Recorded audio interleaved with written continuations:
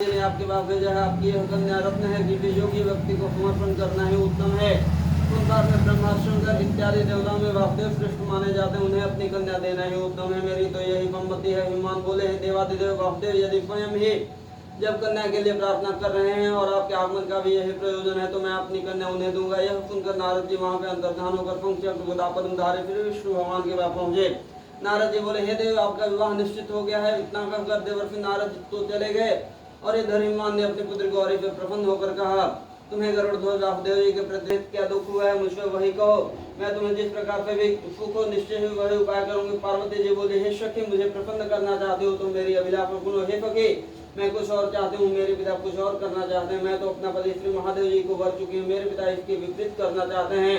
इसलिए हे प्यारे पति, मैं अब अपनी देह त्याग कर दूंगी। तब पार्वती जी के ऐसे वचन सुनकर पति ने कहा, हे पार्वती, तुम घबराओ नहीं, यहाँ से निकलकर हम ऐसे वन में पहुंच जाएंगे जिसे तुम्हारे पिता जान ही नहीं सकेंगे। वीडियो में चेहरा ना जल्दी। इस प्रकार आपस में राय करके फिर पार्वती जी को घोर वन में ले आए। तब पिताजी हिमालय राज ने अपनी पुत्री को घर में न देखकर इधर उधर वन में खोज कर घर घर में ढूंढा, किंतु वह न मिले तो विचार करने लगे, मेरी पुत्री को देवदानों के नरों में से कौन ले गया। मैंने नारद जी के आगे विष्णु भगवान की प्रति कन्या देने की प्रतिज्ञा की थी, अब मैं क्या दूंगा। इस प्रकार की चिंता करते करते वे मूर्छित होकर गिर पड़े। तब उनकी व्यवस्था सुनकर हाहाकार करते हुए लोग हिमालय राज के पास पहुंचे और मूर्छा का कारण पूछने लगे। हिमालय राज बोले, किसी को दुष्ट आत्मा ने मेरी कन्या का अपहरण कर दिया है, अथवा किसी काले पर्वत ने उसे काट दिया है, या किसी सिंह व्याघ्र ने उसे मार डाला है। पता नहीं मेरी कन्या कहाँ चली गई, किस दुष्ट ने उसे हर लिया है। ऐसा कहते कहते श्रम तप्त होकर हिमालय राज वायु के कंपायमान महावृक्ष के समान कांपने लगे। तुम्हारे पिता ने सिंह व्याघ्र भल्लुक आदि हिंसक पशुओं से भरे हुए एक वन से दूसरे वन में जा जाकर तुम्हें ढूंढने का बहुत बड़ा प्रयत्न किया। इधर अपनी सखियों के पास एक घोर वन में तुम भी जा पहुंची। वहां एक सुंदर नदी बह रही थी और उसके तट पर एक बहुत बड़ी गुफा थी जिसे तुमने देखा। तब अपनी सखियों के बाद तुमने उस गुफा में प्रवेश किया। फिर खाना पीना त्याग करके वहां तुमने मेरा पार्वती जी के साथ बालकालिंग स्थापित किया। उस दिन भादो मास के शुक्ल पक्ष की तृतीया पाठी में हस्त नक्षत्र था। मेरी पूजा अर्चना आपने बड़े प्रेम का आरम्भ की। बाजों तथा गीतों के बाद रात को जागरण भी किया। इस प्रकार तुम्हारा क्रम श्रेष्ठ व्रत हुआ। उसी व्रत के प्रभाव पे मेरा आत्मन हिल गया। तब तक काल ही में प्रकट हो गया। तुम जहाँ तुम पक्षियों के पास थे, मैंने दर्शन देकर कहा कि हे वराना ने वर मांगो। तब तुम बोले, हे देव महेश्वर, यदि आप प्रसन्न हो तो मेरे स्वामी बने। तब मैंने तथास्तु कहा। फिर वहां पे अंतर्धान होकर कैलाश पर पहुंचा। इधर जब प्रातः काल हुआ तब तुमने मेरी मूर्ति को नदी में विसर्जित किया। फिर अपने पक्षियों के पास वन में प्राप्त कंदमूल फल आदि से तुमने पिताजी बोले, आप मुझे विष्णु भगवान को देना चाहते थे, आपकी यह बात मुझे अच्छी न लगी, इसलिए मैं मन में चली आई। यदि आप मेरा विवाह भगवान शंकर के साथ करें तो मैं घर दूंगी, नहीं तो यहीं रहना मैंने निश्चित कर लिया है। तब तुम्हारे पिता ने कहा कि मैं शंकर जी के बाद ही तुम्हारा विवाह करूंगा। उनके ऐसा कहने पर ही तुम घर में आए।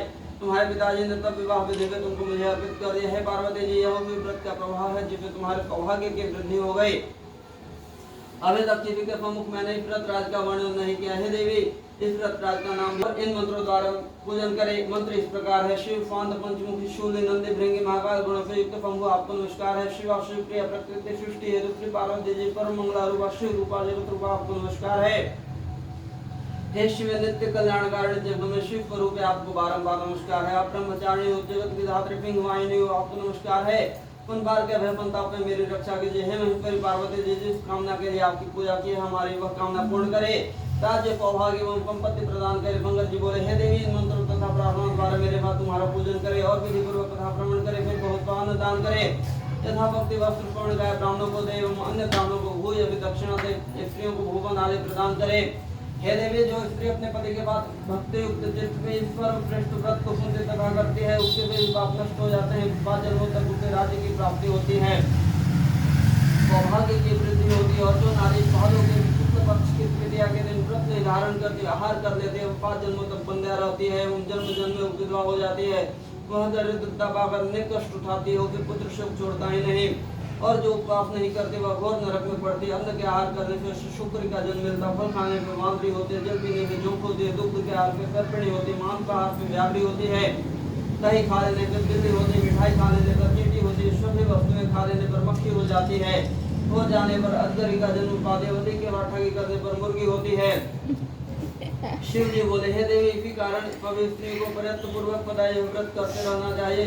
चांदी सोने तांबे एवं बांस की अथवा मिट्टी के पात्र में अंदर रखे, फिर फल वस्त्र दक्षिणा आदि यह सब श्रद्धा पूर्वक विद्वान श्रेष्ठ ब्राह्मण को दान करे, उसके अनंतर पारण अर्थात भोजन करे। हे देवी, जो इस प्रकार के पदा व्रत किया करते हैं वह तुम्हारे समान ही अपने पति के बाद इस पृथ्वी पर अनेक भोगों को प्राप्त करके आनंद विहार करती है और अंत में शिव का सानिध्य प्राप्त करती है। इसकी कथा के श्रवण करने से 1000 अश्वमेध एवं 100 वाजपेयी यज्ञ का फल प्राप्त होता है। पृथ्वी जी बोले, हे देवी, इस प्रकार से मैंने आपको इस पर्व श्रेष्ठ व्रत का महत्व अपनाया है, जिसके अनुष्ठान मात्र से करोड़ों यज्ञों का पुण्य फल प्राप्त होता है। बोलिए पार्वती मैया की जय, शंकर भगवान की जय। आप लगाइए।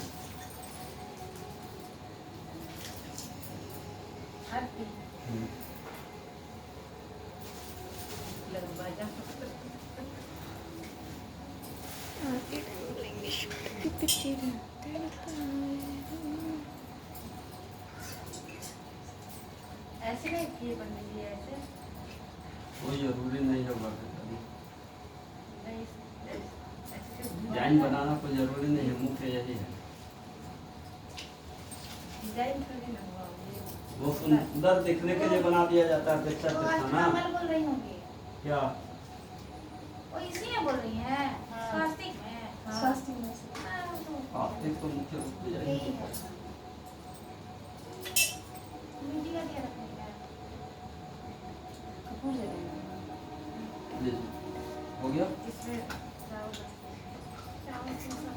ऑक्सफोर्ड स्कूल वाला अगर ये ले लिया होता तो कितना अच्छा वीडियो बन जाता हर चीज़ का।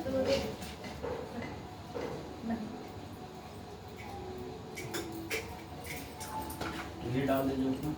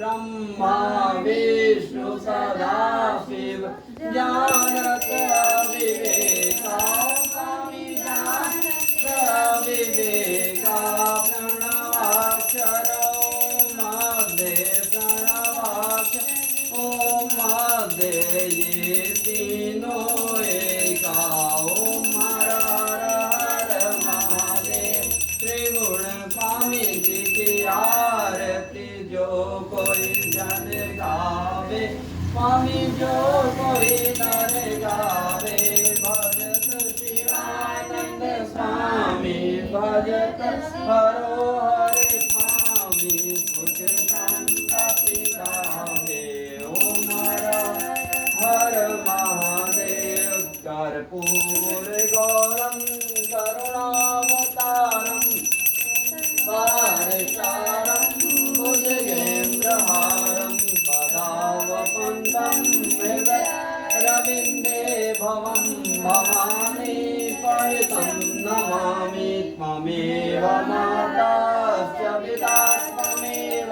त्वमेव बन्धुश्च सखा त्वमेव त्वमेव विद्या द्रविणं त्वमेव त्वमेव परमं मम देव देव।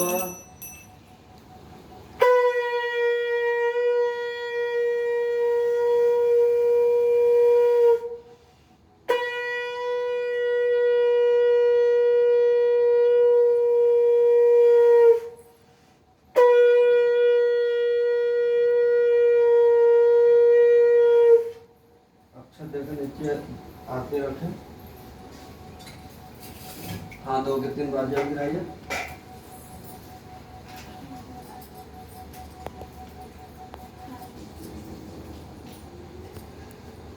रुक जाइए, स्टॉप। नहीं नहीं, तो जला लीजिए ना, आप लोग ले लिए, आप दिखा देते हैं, फेमस हो आप लोग जाएंगे। आके ले लीजिए। आइए आइए, अंदर आ जाइए।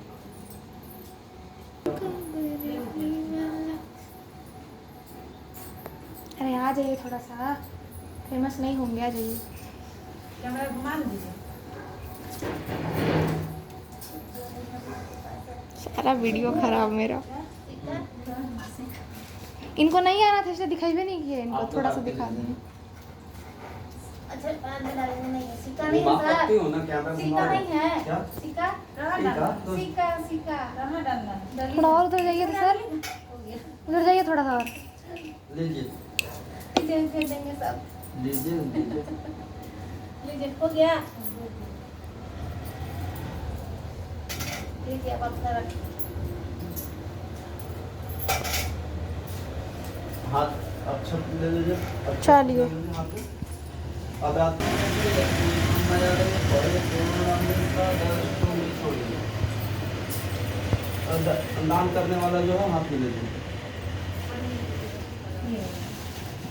ओम मध्यम अपनाम आपतुम आपतुम पक्षे तेजयान दर्शको आपरे नाम उत्पन्न नामहं मंगायिकासिक मंत्र ज्ञाता ज्ञात लोक रहरा पूर्ति प्रति प्राण प्राप्त्यर्थम धन धान हिरण्य रत्न लाभ पुत्र पौत्र प्राप्ति कामः तत्सम प्राप्त्यर्थ त्रिगण पद्यादि पूजन क्लभस्थापनम नवग्रहादि देव पूजनम कृत्वा लोकपाठन में नाम ब्राह्मण देव तापक्तम त्रिदर्शनम पुंगत्वम अहम करिष्ये।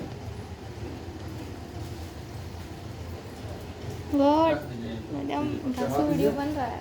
यहाँ पे हाँ चलते हैं आप आपका दक्षिणा इसी में डाल दें। दक्षिणा दे दीजिए। हाँ कल आइएगा ना? हाँ कल कल दक्षिणा हैं? संकल्प वाला भी था ना। कल क्यों? नहीं बांध रहे हैं। कल आएंगे तो ले जाएंगे, जो देना होगा